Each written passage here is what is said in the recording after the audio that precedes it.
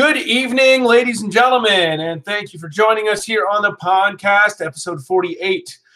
We've got a special episode here coming up for you, as we are planning on making an announcement sometime here during the show. But we're not going to do that right away. Otherwise, you're going to tune in for the announcement and then just kind of leave because you saw the big news. That said, we do have a couple important pieces of news to talk about tonight, as well as a couple other interesting topics. First, on a somber note, it was announced today that Carl Ernst passed away yesterday at the age of 80. Many of you know him from his countless works on turtles and tortoises, but most especially from his Turtles of the United States and Canada book, which he published originally with Barber, and then the second edition he published with Jeff Lovitch. Jeff Lovitch is also a good friend of ours, and he's the one who I heard the news from. Many of you may not realize that Carl, born, raised, and retired here in Lancaster County, where the Turtle Room is actually headquartered. Sadly, I will not be able to get to the memorial service on Wednesday, but I will be sharing my condolences with the family and his friends. Anthony, man, hard to believe another one of our turtle heroes is gone, you know? Well, I think a lot of people said it well. Obviously, it's always so sad to see this type of news come across. And what makes it more sad is the amount of people you see saying, you know, I really regret not having a chance to meet that person, and that really is a very sad thing. We idolize a lot of these people who have dedicated their lives to studying a subject that we're very that we care a lot about, and it's a real shame. So, if anything, I think we take it as a reminder that we need to, you know, be diligent about kind of learning as much as we can from people while they're here, taking the opportunities that we get, and you know, taking it seriously, that sort of thing. Yeah, it's just really sad news. Indeed. I never actually got to meet him in person, even though he lives not too far away. But I know several folks around here who did get to meet him. He spoke a couple times at the Lancaster Herp Society meetings, and so I at least have a few friends who got to meet him through that experience. Actually, I need to figure out some more details. It's actually possible my dad had him for biology in high school, which is kind of a weird connection if true.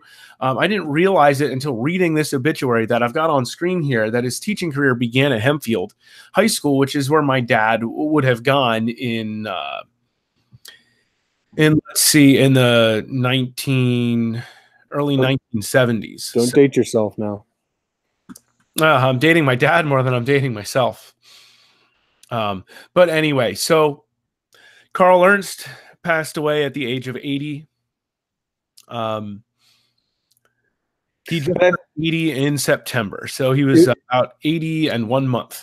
If I can add that piece, I'm not sure if I made the point, but that piece, a lot of the comments that I saw over the last 24 hours when this news broke, a lot of folks saying, man, I really wish I had the opportunity to meet him. And that's why I want to make the statement that I did. And the other piece is something that Eric Muncher, a great friend of ours, said, was that he's cited, you know, Dr. Ernst's work so many times in his own work. And I think that's something that speaks volumes. And it's so true.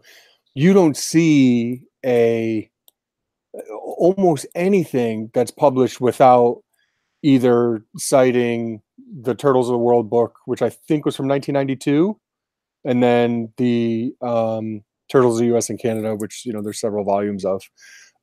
Those books are so important, and they're still cited in so many works that are published to this day.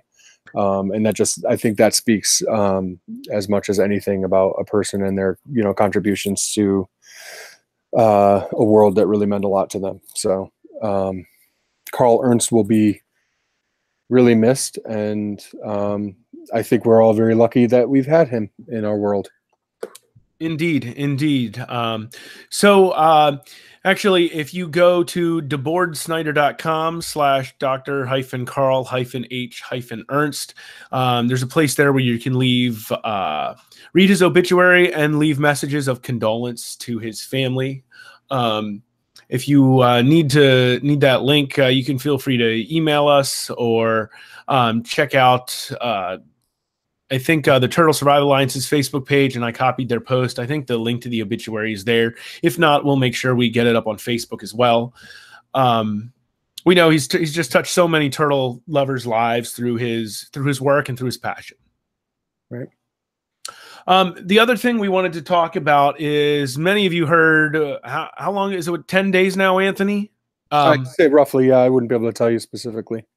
All of us remember back in April, when I think it was April, right? It's April or May, when more than 10,000 radiated tortoises were confiscated in Madagascar. And not long ago, it happened again. And not quite that many, but this time it was 7,000. So we're talking about 18,000 radiated tortoises confiscated over the last 7 months, just in 2 different confiscations, not to mention all the smaller events that have been discovered even since this confiscation, and a group of 600 was found having been used for bushmeat, which is also one of the major stresses on the radiated tortoise. So once again, the Turtle Survival Alliance is in need of funding and assistance to help combat this large-scale confiscation. Right now, I've got the Turtle Survival Alliance's Facebook page up on the screen. You can hop over to their Facebook page and check out some of the updates on this most recent confiscation. Overall, the condition of these tortoises was better than that of the 10,000 confiscated in April. However, they are still light in weight, dehydrated, and weak overall. About 85 tortoises have passed just between the 29th and 30th of October. But things are sounding like they're being able to manage it, I guess, is the best way to put it. And it doesn't look like we're going to lose a significant percentage of these animals. But this puts a lot of animals in captivity that currently have nowhere else to go. So that alone is a vast undertaking to house 18,000 of one species. It's amazing. My mind goes in so many different directions when this stuff goes on. It's really sad, first of all, you know, as an animal lover, somebody who loves radiated tortoises, and they're such a breathtaking species. And, you know, the very obvious and unfortunate situation that they're in is basically that they're headed for extinction in the wild at some point with the way that they're poached. This is not sustainable at all. And anytime this many are you know, confiscated, it's often thought that there, you know, obviously there are people who are getting away with it, and those aren't being captured in the numbers. And then the thing that really worries me is when stuff like this happens, you know, we become desensitized to it. You know, after 20 years of seeing violence covered in the news or violence in video games, like I can remember when the blood code in Mortal Kombat was like a really wild thing that you know you'd have to put in this fake code in Sega. This is dating myself a little bit, but actually I look a lot older than I am, so I won't date myself that much. But that was like a wild thing. Like, how the heck could we allow this violence, you know, into our kids' living rooms? And now, like, forget it, right? Over time, you know, you become desensitized to that sort of stuff. And if just as a casual observer, I have not taken an active role in the radiated tortoise stuff. Besides, obviously, we've interviewed folks who were on the ground there to try to spread awareness. But as far as actually giving money, we've donated money to TSA. We're not necessarily donors. We donate time and stuff like that more than anything. But just as an observer from the outside, it really appears that this confiscation of 7,000 that's happening right now has made a much smaller splash than the 10,000. Would you agree with that? Yeah, I'd say it has. I mean, Manga Bay did pick it up, but it has not been picked up in as many news outlets as the first one was, and even that was picked up far less than anybody really would have hoped. In general, the general public didn't hear about it. It wasn't on the news. It wasn't anywhere. And like, if you mention it to somebody, they're like, that 10,000 of one species was found confiscated, packed in a house, which is where that first group was. They look at you in shock, like, how did I not hear about this? And it's because turtles and tortoises don't tend to draw the attention that sea turtles even draw. Mm-hmm. They're cute. They're the girl next door. They're cute. They're not sexy. They're not megafauna. We get that. But yeah. I think, and that's not when I say that, it's not when I say that, this has gotten less coverage. It's not in any way should in any way attempt to illustrate or show the efforts that have been put forth by folks like the TSA and the Turtle Conservancy, and to on a much smaller level us. It's more just exactly like you said. Things don't seem to be getting picked up and shared as much. I think we get desensitized to this sort of thing, and it becomes kind of the norm, and that's unfortunate, but it really is the norm. I mean, this is a huge confiscation, the second largest confiscation I've ever heard of any turtles, right? I mean, the first was the largest, and then after that, I think like the Cibernrachella latensis, the Palawan forest turtle, that was like 3,800. So yeah, 3,800, I think. That was a large one. Well, that one was large comparatively because that was more than we thought existed. Right. The shocking part of that one was you think there's only a couple thousand in the wild, and then all of a sudden you find 3,800 that have been recently taken out of the wild, and it's just like, whoa. And so for the comparison percentage-wise of the radiated tortoise is a relative drop in the bucket to that one, but it's still staggering numbers that aren't sustainable. The smallest amount of imagination, it's just not sustainable. On one hand, there is a significant population in captivity in the range country now, which, while you hate the reason they're there, it isn't terrible that they're in captivity where they can be cared for and hopefully be preserved. There is work, research, and efforts being undertaken by Turtle Survival Alliance, led by Josh Lucas of the Oklahoma City Zoo, to try to develop a plan to protect land and re-release these into the wild where they can live naturally, but no telling how long research is going to take or how long it's going to take to develop a plan to get them back into the wild. At the same time, we can't release animals back into the wild unless their area is protected at this point. Otherwise, they could literally just end up back in the same place we just found them. And so it isn't realistic to remove them from Madagascar either, because ideally their range country is where they should be. And we should not be bringing animals out of Madagascar to the United States just because they've been or to Europe or wherever, just because they've been confiscated in the range country. They shouldn't be leaving there. They should be cared for in captivity there until such a time as we can protect the land and release them without risking them being poached again. Right. And you said, ending up in the same place. I think if if we're lucky, they end up in the same place in a way, in a sense. Obviously, we would hope they wouldn't be poached at all, but if they are, I mean, that would at least mean that somebody's getting caught, which, again, I don't think always happens. I think the majority of the time poachers are not being caught. I don't know if they're always getting 10,000 tortoises out of the range country or not, but I don't know. I at least am happy to see that people are getting caught. But then when you see that they get, you know, the proverbial slap on the wrist, then that's also kind of disheartening as well for people who, you know, dedicate their lives to trying to make the world a better place for turtles and tortoises. That's pretty rough to see all the time. So true.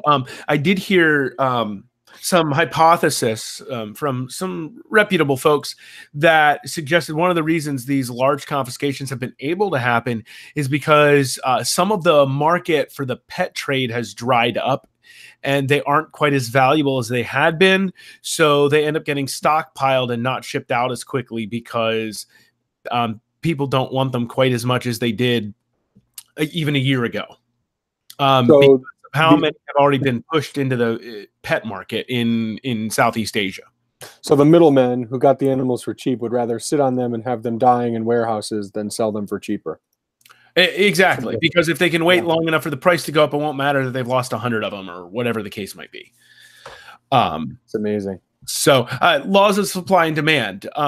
No way. I don't really know if that's true, but the hypothesis is one reason they're just being stashed and caught in such large numbers is because some of the demand for the supply has dried up after the supply has been taken out of the wild. So only time will really tell if that's the case.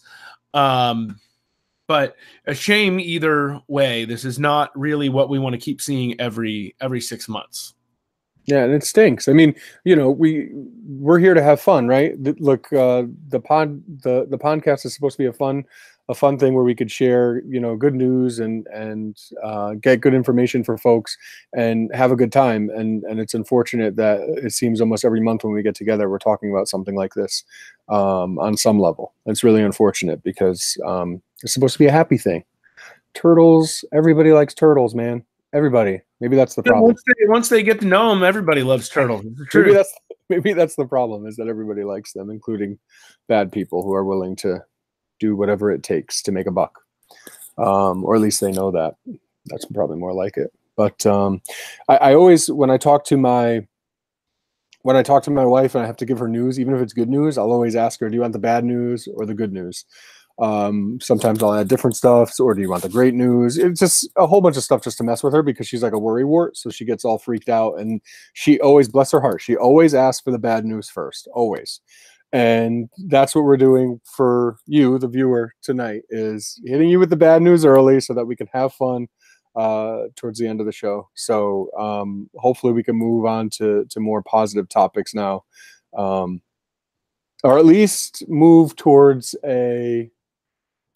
I was going to say, we're going to hit the hot button topic for a controversial topic next. Let's do that. Let's hit the hot button. That's my reminder to everyone that it will get positive. Okay. It will. It's not there yet, but it will get positive soon. So it will. Obviously, the first thing we discussed, the passing of Carl Ernst, it was a last-minute addition to tonight's show, but we definitely felt like it needed mentioned.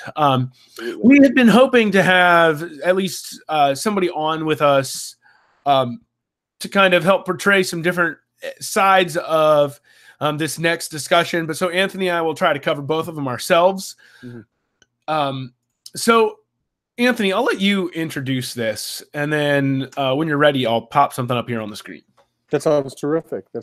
So I have been contacted by a lot of people. I think, Steve, you have as well. Just out of the blue, folks who, you know, are great contacts of ours, respected people kind of in the hobby, in the industry, in, you know, herpetology, the whole nine yards. And some people really, really disgruntled about a new business that has popped up that is selling tortoise eggs. Okay. And it's kind of an interesting, I see it as a really interesting business model, if nothing else. A lot of people are very frustrated and angered by the fact that somebody would ship eggs, and that's a huge risk. I certainly understand. When I first saw that this business was going to be a thing, whatever that means, for lack of better terms, I was definitely taken aback. When I get an egg, I am careful. Even when it hasn't banded yet, it's like 10 minutes old. I'm not turning it. I'm very, very careful with it. When I go to visit Chris Leone, who gets, 1.5 million eggs every year, he, treats them much less delicately than I do, because he knows what he can get away with, because he hatches so many more eggs than I have in my life. He hatches more in a year than I've hatched in my life, probably 10 times more in a year than I've hatched in my entire life. So there's a different knowledge there, and I think willingness to kind of do what it takes to just kind of quickly get the job done or whatever. I've got all day to, nothing else matters. I'll just take care of my eggs. So I was really skeptical from a personal standpoint whether this would be something that would be able to actually work out. Like, how much are you really risking by shipping them? How often are they actually going to make it? And I still don't know the answer to that. But since then, this business has been able to send out eggs to people. The price is kind of high. The price for an egg is a lot of times more than an actual hatchling would be, but you're buying the experience. As somebody who tries to breed a lot of different species and has bred a lot of different species, there's been a lot of species that I've kept and have put my heart and soul and blood and tears and sweat and time and everything else into, and haven't been able to hatch the species. And some of them I've, given up on without actually ever making it to the promised land, so to speak. So I understand how important it is to be able to say, yes, I hatched that species before, and knowing what that experience is like, because it's like the ultimate reward. So he's giving you the ultimate reward without you having to put the work in. And I think for some people that makes sense. I still have some concerns about the amount, like the percentages of these eggs that are surviving, but I do know that they are surviving. Some are surviving. I don't know how many, but I do know that some are. Significant percentage. She's had good success rate. Yeah, I haven't heard. I figured when I first saw it, I thought there's going to be a ton of people who are disgruntled, who are going to come out and say, I've tried this 5 times and haven't hatched one. You know what I mean? So I think it's really cool and interesting. And I understand both sides 100%. I pride myself on, trying to see things from different perspectives. And I really see it from both sides. Yeah. The one thing though too is I haven't heard anything from anybody disgruntled who's purchased anything from, and so I put the website up, TurtleRoom. Everybody I've heard have a bad word to say has just been the concept, the implications of more unwanted tortoises as they grow up, and those kinds of things. And while I don't want to say they're not legitimate. I just think it's interesting that most of the complaints aren't from people who have done business with Torch in particular. And I think part of the thing is if you buy an egg, that it's not guaranteed to hatch. Although one of the things he's started doing is with some species that can handle it right before hatch, and he's calling them insta hatch. You ship them very late instead of very early, and then they hatch a day or two after somebody has received them, which talk about buying the experience. You get to see a tortoise hatch like right after getting the egg, which for a classroom or some other educational environments, really interesting concept, if you ask me. And part of this comes from a teacher. Granted, I have high school, not like middle school or elementary school where you might work something like this into your classroom a little bit more. But I think it's an interesting concept that he's got going. And I have to be honest that, Chris Leone helped Randy test this process by being a recipient for a couple of eggs, so Randy could work out shipping issues, because obviously you would imagine keeping the egg protected, et cetera, and shipping is a big concern. Chris has helped work out some of those kinks with Randy, and on top of that, one of the other things that Randy's doing at Torch Stork is anybody who purchases an animal gets to pick either the Turtle Room or the Turtle Survival Alliance for a $10 donation per egg to go to. And that doesn't even go to the eggs necessarily, even if it's a tortoise says he's already hatched. So any animal, egg or already hatched, that you buy from Torch Stork, $10 either comes to us or to the Turtle Survival Alliance. And so Randy took that initiative on himself to say, hey, I want to, give back to conservation, through this as well. And now the audience knows that we are biased because of that. Well, and you be upfront, and it's not, I don't know that, I totally get what people are saying about, sending sulcata eggs because of how many sulcatas need other homes. But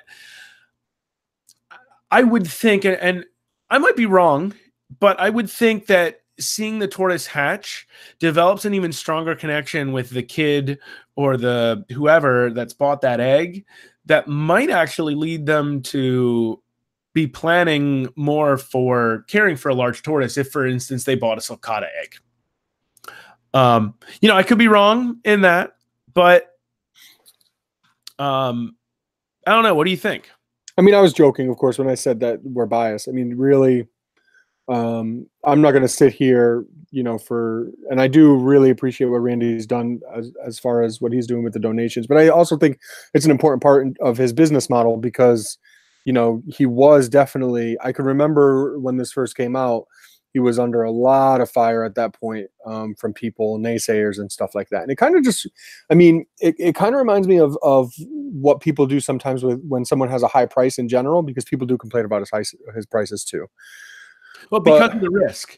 It's about the same as an already hatched animal, but and he could just wait until it's that animal and then charge the same amount. Make sure it's eating, make sure it's ready, strong enough to be sent, that sort of thing. Totally. But it just kind of seems to parallel those conversations a little bit that I see.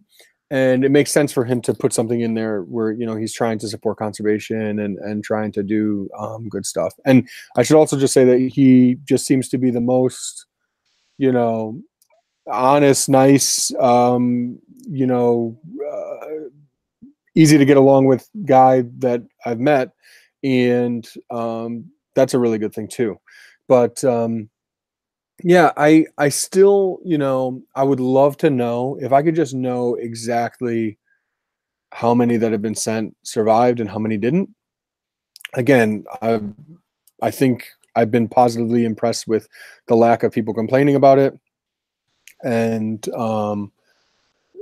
I haven't seen a single person come out and be upset about the service that they received. And for people like us who are that plugged in with, turtle and tortoise happenings online and otherwise, you figure it's eventually going to come up at some point. I've seen this come up a ton, and this is the reason we're talking about it, because it's a polarizing, important, unique, eye-catching situation that you've never seen anything like it before. So everyone's going to be talking about it, and they are, and including us right now.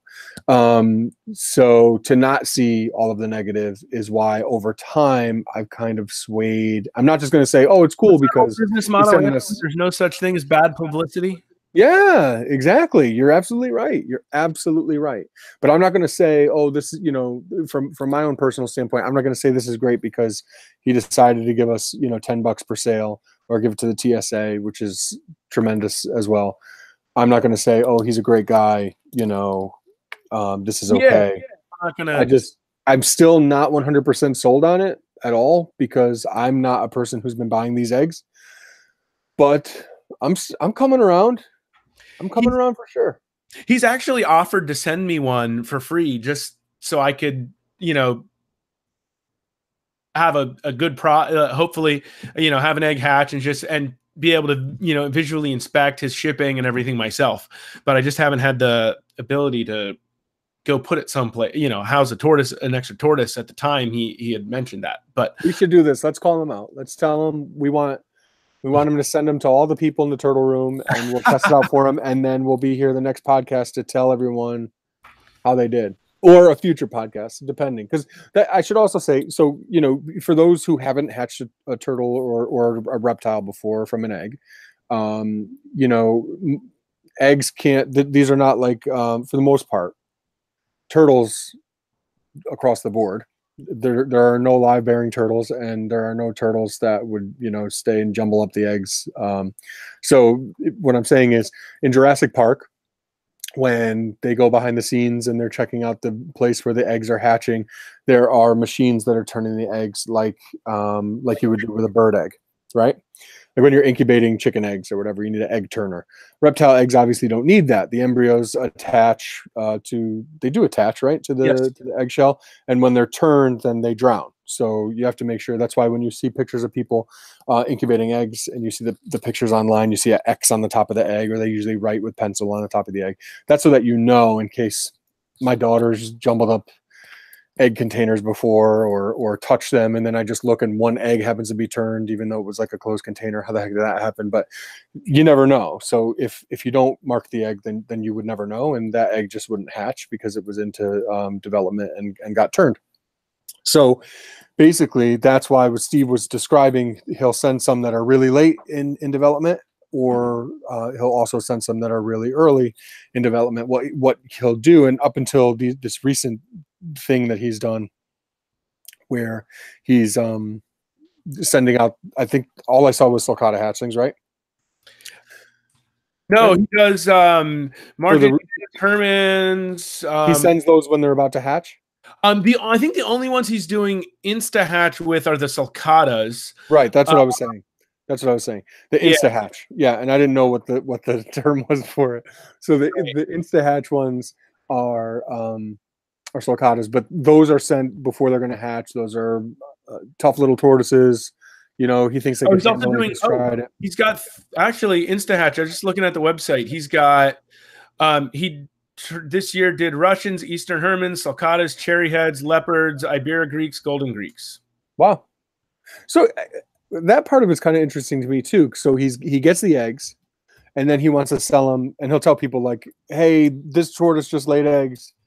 Let me know if you want one, you know, by the end of the day, because I have to ship them tomorrow or whatever." If you're doing that, if you're doing the immediate ship one, correct? Because basically, once they, you know, after a certain amount of time, they will start to develop and then can no longer be turned, and therefore can no longer be shipped.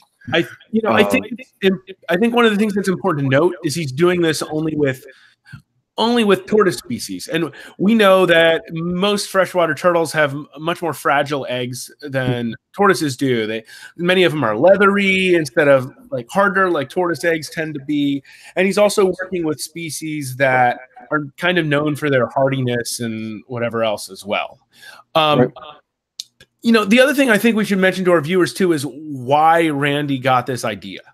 And in case you don't know the backstory, and this is, I think, my favorite part of it is when Randy was a kid, he desperately wanted to hatch a tortoise, a tortoise egg. And so he wrote to breeders and everything, trying to get somebody willing to send him an egg. And he was willing to pay the same price as the animal and pay the shipping and assume all the risk, and nobody would send him one. And so now that he's got herds of adult tortoises, he was like, I'm going to give people the chance that I never got. And that's where part of the story comes from. And I think that's kind of cool that like a dream that somebody had from childhood, they're kind of making a reality for other people. That's really cool. That's really cool. But I'm still not sold. Well, I get it. And it's one of those things where I'm not necessarily sold in the fact that, I'm gonna jump at it and buy an animal this way myself, but I totally understand why somebody would love to experience the hatch and not just buying an animal, even a couple months in. There's something really unique to seeing that animal when it first pops out of the shell. And I mean, no matter how many eggs you hatch, you granted, it hasn't been very many for me, but it doesn't get old to see that fresh face pop out of the egg. And so, like, I totally understand why people would go for it. And at the same time, I don't know that I have the reservation of, hey, these animals are going to end up unwanted pets like all the red-eared sliders and sulcatas that are out there. And here's the reason why I would say I don't think that's going to happen. One, the buyer's assuming a lot of risk here, more than you do when you buy a 1 to 2 month old started sulcata or red-eared slider. A lot more risk here and a lot more money than you pay for, especially a red-eared slider, and even more than you normally pay for an already hatched sulcata. Mm-hmm. I think the pricing and the risk helps remove some of that. This is going to end up as an unwanted pet thing because people are making a bigger investment up front than they would otherwise. Makes sense. But again, I'm not an economist, so I could be wrong there. But that's just my opinion on that argument. Other than that, I don't see it super different than shipping, young baby turtles. But I understand how people will totally see how it's a hot button issue. Like, no qualms about that. But I have a hard time speaking bad about what he's doing because I don't necessarily see the same angle that other people do. Maybe that's the businessy side of me or whatever, but I don't know. That word is pronounced economist. Economist. I can't remember where the accent on that one goes. I think you put the accent on the wrong. On the wrong syllable. Emphasis on the wrong syllable. Sorry. Yeah. That's all. Once you said it, I couldn't hear anything else. So you could have said something really profound, but I missed it. Yeah, it happens, right? It does. It does. Not to you, usually. Usually it's me, but that's okay. That's okay. I'll take it. I'll take you not being perfect. Terrific. Let's move on. It happens. And yep. Lisa will tell you it happens more often than I say it does. I'm sure she will. She's very honest. And she hates you. I'm just kidding. That's what wives are for. So yeah, I think this will come up again. Whether it's on a podcast or not. It's a big story. It's a big issue. It's a as we said, a hot button topic that kind of has people on either side, and I respect that. I definitely do, and I understand it. I have a hard time representing the I really hate this idea perspective here. I totally understand why certain people do, and like I said, when we got to this topic, we really wanted to have somebody on who was kind of on that side to really kind of let that flow, but we just weren't able to make that happen. So. And I think and I hate to end with a negative because remember, we're trying to start with the bad news and end with the good news. This was supposed to move towards good. And I think it has, but now I just want to reiterate, I want to make sure, since you and I kind of are not as angered by this as other folks are, two angles that people are kind of pushing. Number one is pricing, is that, okay, so what I'm hearing is buyer assumes a risk and you get more money for an animal than if you hatched it out. So looks like you're lazy, you're getting more money, I'm taking a bunch of risk. What's up with that? And then the other one, if I can just say, the other one is the animal welfare. From the animal welfare perspective, if I'm hatching out animals and one hatches out with a deformity, or if one dies in the egg or whatever because of shipping or whatever it is, like there's a certain amount of suffering potentially that could be avoided if it's not being shipped as an egg. If you're making sure that it's a strong animal from the get-go, and that it's eating and that Right. everything else is all taken care of, Yeah. then, you know, from an animal care, animal welfare perspective, then it makes sense. But Yeah. I can say the same thing about shipping hatchling turtles in general. Yeah. Yeah. The one pricing thing I do want to point out, and because it's come up a couple times, is the freshly laid eggs that haven't even started developing. Let's take Ibera Greeks, because I was able to find 3 different price points for these on the website.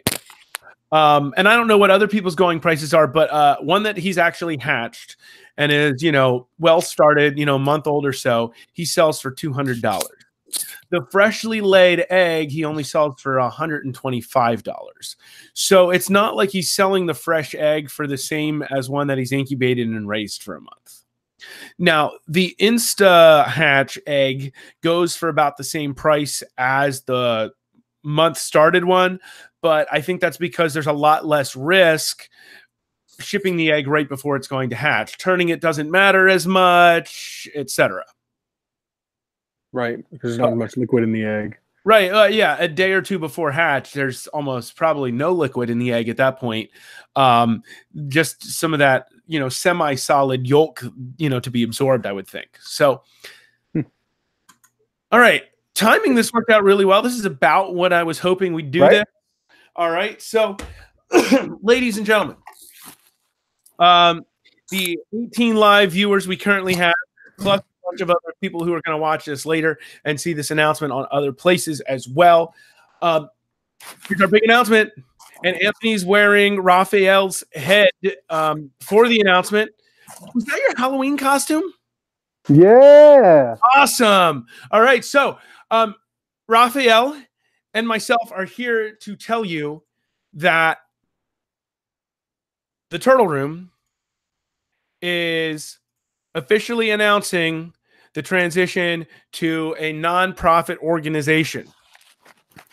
So we're making this announcement first on here, and we're going to be releasing this through other channels here as we wrap up this episode and shortly thereafter. So some of you may not know that we haven't actually been operating as a nonprofit for the past many years, but we are officially making that switch. We have already filed our Form 1023 with the IRS, which is the form that you use to apply for 501c3 status. Federal law under Internal Revenue Code 501c3 allows you to start collecting tax-deductible donations after you've filed that form. And so and then we actually incorporated in Pennsylvania on August 3rd, ended up being the official date. PA was really slow with getting us actual information on that for whatever reason. But so any donations made to the Turtle Room after August 3rd are tax deductible for you to put on your taxes for next year. So we're really excited to make this move. We believe it will enable us to continue to grow our education, conservation, and research efforts, as well as our partnerships with Turtle Survival Alliance, Turtle Conservancy, and others. We are looking for donors who are willing to help cover legal fees, as well as some of the other application fees we've had to pay. They aren't insignificant costs. We wanted to make sure that we were doing everything correctly and by the book, so we wouldn't have to rewrite bylaws later because we messed up something now. We wanted to make sure everything was done accurately to make the process as streamlined as possible. And so, again, not really the cheapest thing to do. So anybody who'd be willing to, send us a small donation, we'd more than appreciate it. For instance, we have more than 10,000 YouTube subscribers. We've got 20,000 plus Facebook followers. We've got almost 30,000 Instagram followers. If even just a fraction of you would donate $1 or $2, we'd be able to cover most of those costs pretty quickly. 30,000 Instagram followers? Almost. Yeah, it's coming up on that. Anyway, I think like 14,000 on YouTube too. Is it up to 14? I knew it was over 10. But anyway, so the sooner we get these startup fees covered, the quicker we can put our funding towards our conservation projects. The Wood Turtle Project that began a year and a half ago, we really would like to put some more into that. Also looking at another possible population monitoring effort here in Pennsylvania with some other species. we've got the Terrapin Nesting Project in Leeds Point, New Jersey, headed by Casey Leone. That we have some things on the wish list to improve that project for next year. So eventually we'll have a specific fund on our website set up where you could donate specifically to that in the future. Also, our 2019 calendar has been available for a couple weeks now. You can hop onto our online store to buy that. Some of the proceeds from that also go to the Turtle Survival Alliance like they have the last several years. So if you hop on there, you can support both organizations at once. And so on. Is there anything I missed about that announcement that excites you, Anthony? That was a two-part question. The first part, is there anything you missed? No. Is there anything that excites me? I think what really kind of tickles me a little bit about it, if I'm kind of an outsider looking at this, I see people possibly saying, weren't you already a nonprofit? Like, you've been around for a little while now. Like, I've known about you for a while. Your conservation organization. What the hell is that all about? So I think for us, it's really been a long time coming, and we've been discussing it for a really long time. And bless his heart, Steve is very particular, very calculated in what he does. We weren't going to do this if we weren't going to do it the right way. And that was something that he said all the time. I'm more of an idea guy. I'm like, let's just do it. And then end up getting in trouble later on because I jump into things. Steve's wife, Lisa, is, a professional who deals with this sort of stuff all the time.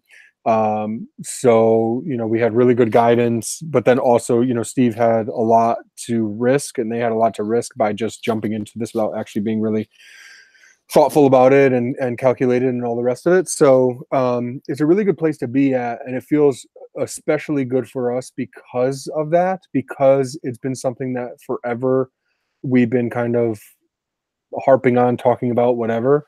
And to be able to actually see it come to fruition is absolutely amazing. And this experience with the Turtle Room has been something that I never could have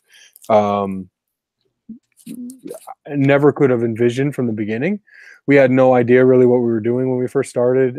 We just knew that if we kept doing things the right way and kept caring and working together, that something really cool would come out of it. And this is a really big step and a really big accomplishment for us. And I just wanted to thank Steve, our amazing leader and website maker extraordinaire and all that type of stuff. He's amazing and does so many things that the rest of us can't. So thank you, Steve, and thank you everyone else who contributed. And man, who knows what the heck we're going to get into next, but it's really exciting to be working with you guys and to be doing everything we can to try to make the world a better place for turtles and tortoises. It's terrific. Thank you, Anthony. Thanks for being my right-hand man. You've been with me longer than anybody who's still currently on staff.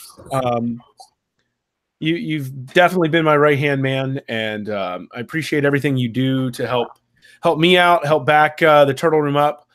So for those of you who are like, well, if you haven't been a nonprofit, how have you been doing all this and over the last several years? And granted, you guys have helped support us through buying T-shirts and calendars and stumps and other things, but we've done a lot of personal funding into all of these projects and things, and lots of time, which is the part we can still afford to give. And I should point out that while we do need several $1,000s to cover startup costs, many of our staff members have already pitched in chunks of money as well to help narrow that. So it is. We believe in what we're doing, which is why many of us have already given financially to our goal. Right now, so you can donate on our website at theturtleroom.com/donate. We've set up a GoFundMe page, and we'll get a link to that on Facebook in a little bit. You can use that instead. Right now, the goal on GoFundMe is $3,000 for now.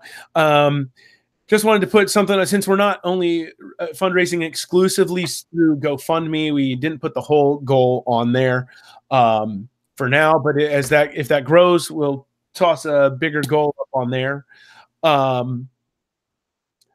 Yeah. So thank you for all you've done to support us over the past many years.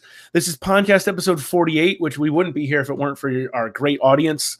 You guys have done just so much to help support us and watching our educational materials and showing up at events and to our volunteers, Anthony, Casey, Chris, Andrew, Rodney, Amanda, Ben, Kevin Minto, Kevin Labille, Michaela, Matt, Michaela, John, who helped start the podcast, Joe right. Sullivan, who was my first partner at the Turtle Room and has been in and out, and even Jared, who helped fund some things for us, and Curtis Ippolito, who's done some writing for us in the past, etc.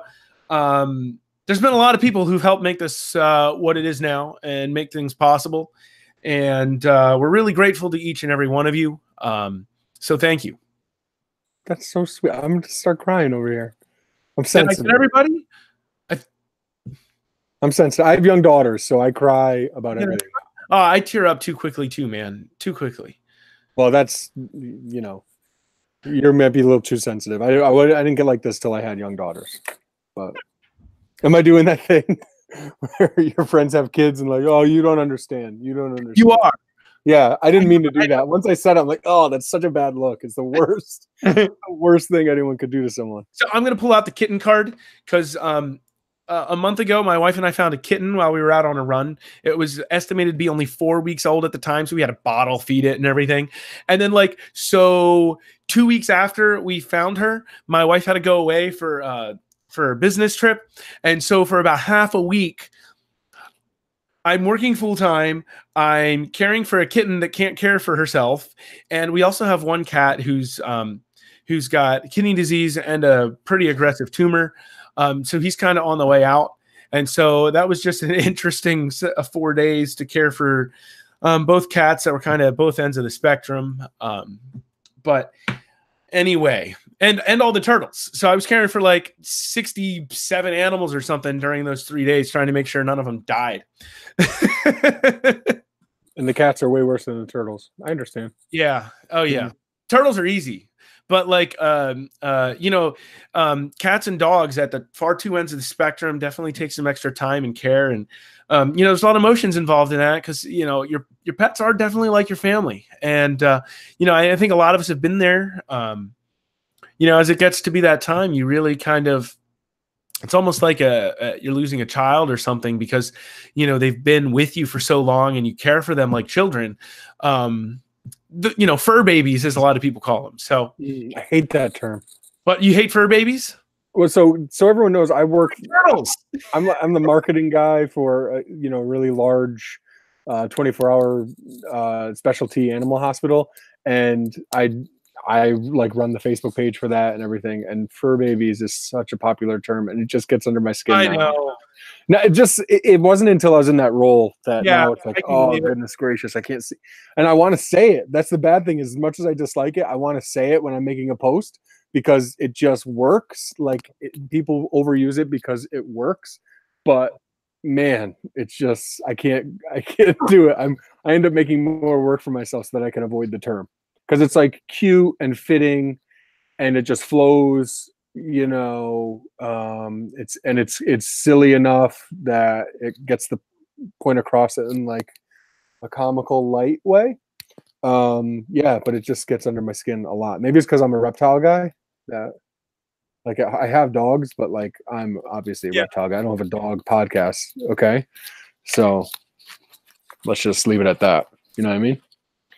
Mic drop.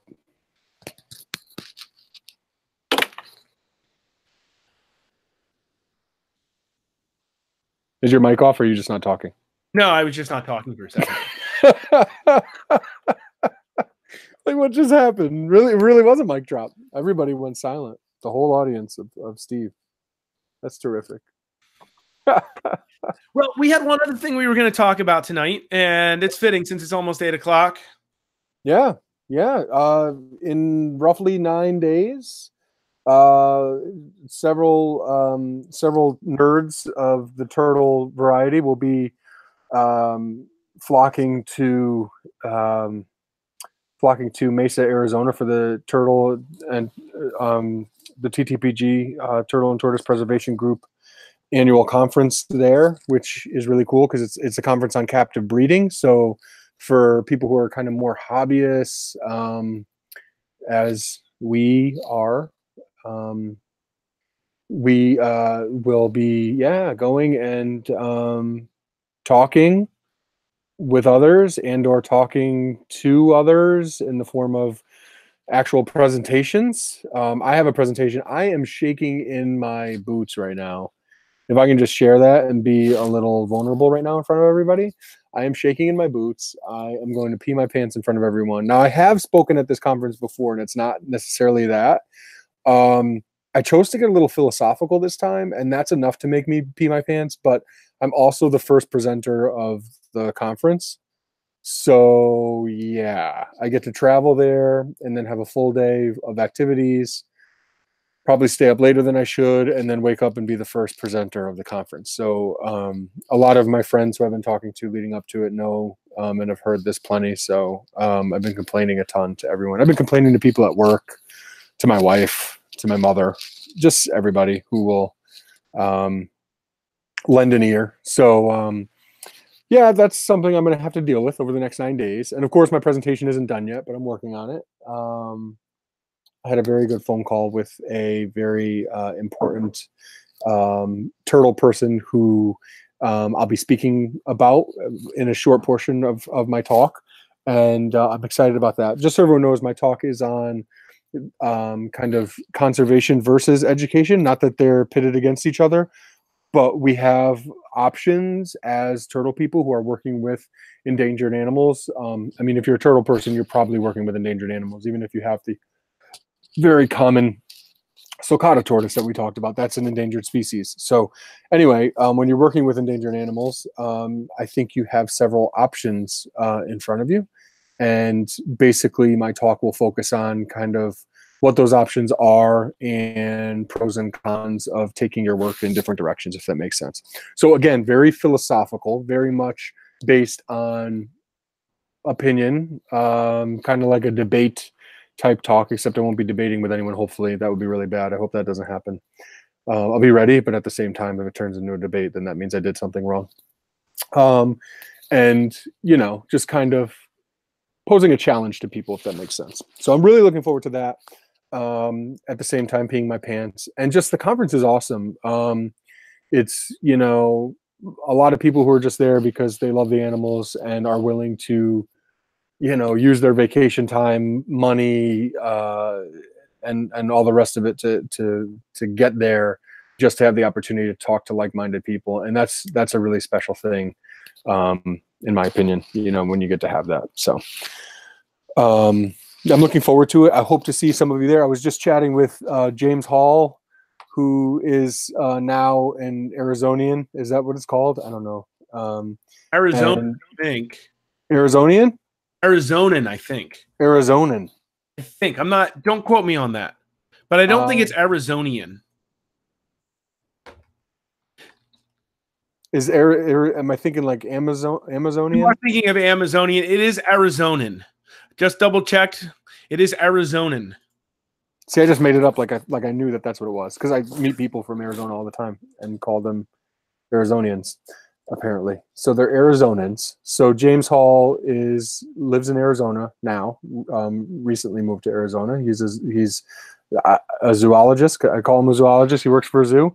And he was just telling me how excited he is to meet me there. And I'm even more excited to meet him there. And this is going to be great. I can't even tell you. This is terrific. This is what it's all about, you know, meeting like-minded people who you've been talking to for a long time. Last time I went there, I met people who I've known for, you know, more than a decade, through email and online forums and Facebook and all that type of stuff. And then to actually be able to meet them and hang out is like nothing else. It's just terrific. So if you haven't been to one of these types of conferences, you know, the TSA conference is every August. It's amazing. Steve is really heavily involved in that conference and in the planning, especially on the captive husbandry side, which is awesome. Something that we're super excited to do every year, that he's super excited to do and does such a wonderful job. And the TTPG conference is, and that conference, the TSA conference, moves around, so you have to kind of pay attention to where it is.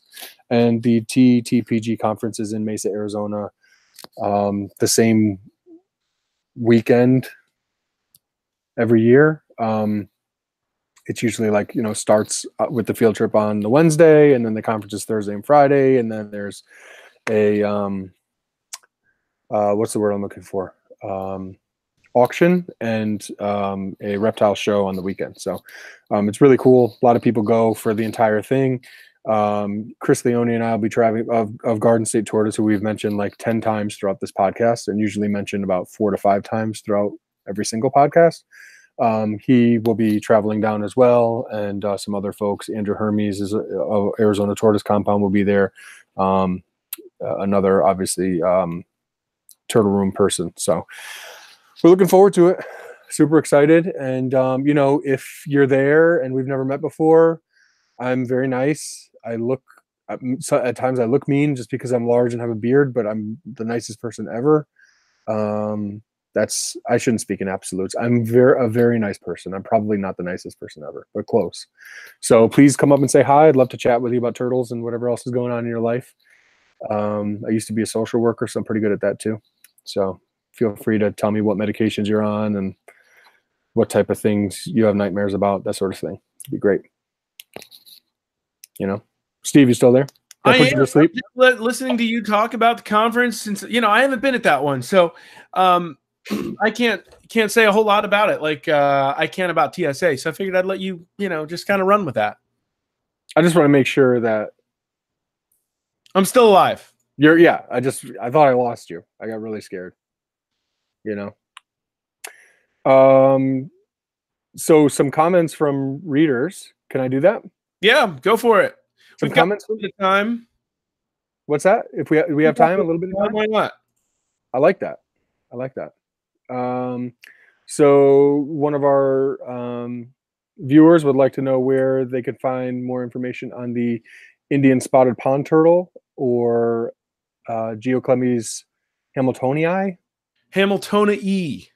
Nobody says it that way. Everyone just says Hamiltonii. Not EI. 2 I's is not both vowel sounds. It's so weird. Isn't it though? No, it's not. The first I is short, no matter which school of Latin. We're getting into this conversation again. Everyone, just so you know, Steve is actually trained in Latin and is really smart, like scary smart. If you're following me. I'm trained on some diction of Latin, yes, from singing. But I'm not trained in understanding Latin. You should have just went with it. I gave you a compliment. I don't want to snowball our viewers. You don't have to downplay your knowledge, okay? You're a turtle person who actually has some sort of training in Latin, which there's not a lot of. So in the hobby side anyway, for sure. Fair enough. So anyway, it's E, Hamiltonii. Yeah, I or I, but the first I is short, like hit. I'm gonna go to TTPG and I'm gonna talk to everybody about Hamiltonii. Everybody thinks the double I means you use both long vowel sounds, which is no, I don't think so. I think people don't care if it's a double I or a single I. They just say I. Hamiltonii. A lot see the double I and go EI. At least they're acknowledging that there's 2 I's and not one, and it should be different. But most people say Hamiltonii anyway. So the species in question is that large sun worshipping, to use Russ Gurley's quote from his book on the species. And I actually think that's one of the better places to get information is the Keeping and Breeding Freshwater Turtles book. If you don't have it already, it's still usually available. The price has gone up a little bit since it's been out of print. Hopefully, fingers crossed, there will be a new version of that book soon at some point within the next couple of years, because it really is like the Bible of keeping and breeding freshwater turtles, right? Which is what a lot of us do. or try to do anyway. And it has good information on that because Russ, obviously, through the TTBG, is very close with Wayne Hill, who is the world's premier breeder of this species in Florida. And he uses above ground pools to breed all these Hamiltoni, and he just breeds the living crap out of them, and has been very gracious in the past, giving them, for free for people who attend Turtle Night in Florida at the Daytona Expo, and that sort of thing, and really has single-handedly made it so that if anyone ever tried to smuggle one of those into the USA, it would just be like the dumbest move ever. They're really starting to spread out around the country, despite ESA, Endangered Species Act, federal protection that stipulates that they can't be sold across state lines. So, anywho, going on a tangent here, that book is probably the best. I also think that in one of the Badager, and this is a really a big shame. The Badager magazine does not get distributed to a lot. I've written for the magazine every year since 2014, and that information does not get disseminated a lot. And that's kind of a cool thing because it makes it a little more, you kind of have to be in the in crowd to get the information, but a lot of it's really useful. And I do think that Wayne Hill did write an article for the Badager one of the years recently, and it was very good. So you can contact the TTPG to get back issues, and if you're not a member of the TTPG, you should be, because every year you get sent the Badager magazine. So why not, right? So yeah, that's probably the best place to get information on those species. It really shows. And if you don't live in warm weather climate, it's going to be tough for you to keep those because they get huge, and they really are sun worshipping species. But granted, they're not like Orlidia, but they do get pretty sizable. Right. Yeah. Yeah. So I wanted to answer that question from our viewer. You got anything else, Steve? I don't think so. Sounds good. I don't think so. Okay, see you later. All right, sounds good. Ladies and gentlemen, thanks for joining us for our fun announcement. I don't think we have any other I don't think we have any other comments here. There are a lot of comments, and there are some good ones and a few questions too, but yeah, that one was one specifically that I definitely wanted to tackle because I knew the answer. And actually, when I first started answering, I didn't know the answer. It popped in my head mid sentence, but that's how you do it. Yeah, that's how we do it. We like to live dangerously. We're living on the edge. And now we've reached the final countdown. I'm not going to sing that one. I can't hit that note. The final countdown.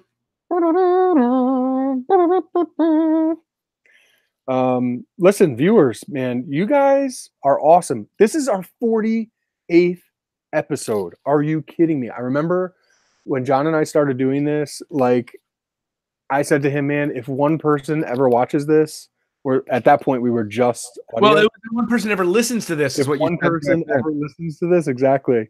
I will just be tickled. And really, like, it's been amazing. People actually know what the Pondcast is, and look forward to it. And, I get texts from people first Monday of the month, Pondcast tonight, ? It means a lot. And even though, this isn't necessarily the most popular reptile podcast going, I think we have something special, and it's because of you guys, and we do it, for you guys, and just look forward to questions and comments and feedback. And, if there are things you would like to see as a topic in the future, let us know. We'd love to tackle stuff that you feel like you're not getting elsewhere. One thing that I'll be doing in my talk for TTBG is Pelusios nanus is a little, it's a dwarf African mud turtle. And they've come into the pet trade a lot in the US over the course of the past 5 years. And before that, they were really kind of unheard of. And there's really been no research on them at all. So there's just a real need for any information on them. And I happened to I wrote something in the Badager in 2015, and I threw together a little article about them, not even an article, like a blurb for our website. And since then, I've been contacted so many times over the course of several years about them, just because the information isn't anywhere else. And there's a lot of instances like that. And there are a lot of things where there still isn't a lot. Like, you might not find really good comprehensive information on the Indian spotted pond turtle that we were just asked about. And that's a shame. Like, there's a lot of people keeping this species, but I think sometimes maybe some of the information that was originally written around 15 years ago was on, some of these websites that are now no longer active, so some of the information gets lost. And then perhaps it was published in a book that isn't widely distributed, like we talked about, and it's not at the fingertips of somebody who's just getting into a species now. So if there's something like that we could talk about because we happen to know where to get that information or have experience with the species or something like that, like, we would love to just have an episode where we talk about species that you're interested in, that you want to know more about, or interesting, tidbits or happenings or things like that. Things that interest us at this point maybe are not something that interests you. So we want to make sure that we're staying in tune with, what stuff matters to you, right? Definitely. Yeah. So let us know. You can reach out anytime before the next one. Maybe, and we're talking about this on air here, but maybe that's something we could do for number 50. I like that. We don't need to talk about getting a guest necessarily. We could just, if we start announcing it now, hey, send your questions for episode 50, the viewers episode, or something like that. Episode 50. What do you think? You like that? We're going to talk about 50 species. Oh, that'd be okay. So there you go, viewers. There's your challenge. Ask 1 minute per species about 50 different species. Woo! That hurts. That hurts my head. Let's see what happens, man. Can we talk about 50 different species? So Anthony and I will talk about this more off air, and we'll start getting some planning going on, and you can follow our Facebook page to hear more about this and how we're going to execute this. All right. I'm scared. Episode 49 is going to be like a trap episode. It's going to be like we're going to show up. Oh, right. Brush our teeth. Right. Yeah, we're going to be wearing sweatpants and like half asleep. We need to get a good guest for next month then. We have to let them carry us because we're not going to give a damn because it's episode 49. We're going to be waiting for 50. Exactly. It's like episode 99. When if we can get to 99, it'll be the same thing, right? We're waiting for 100. We're playing the Cleveland Browns next game, and then the game after that, we're playing the Patriots, and we have to figure out how the heck we're going to get all geeked up to play the Cleveland Browns. Yeah, pretty much. That's bad, man. That's bad. All right. Thanks for joining us, everybody. Thanks for checking in for our awesome announcement. So the Turtle Room's going nonprofit. If you just tuned in at the very last seconds of the show, also covered some other interesting topics tonight. And again, our condolences to the family of Carl Ernst, a mentor to all, even those who he's never met.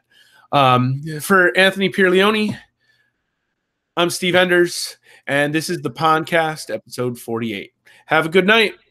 Appreciate you guys.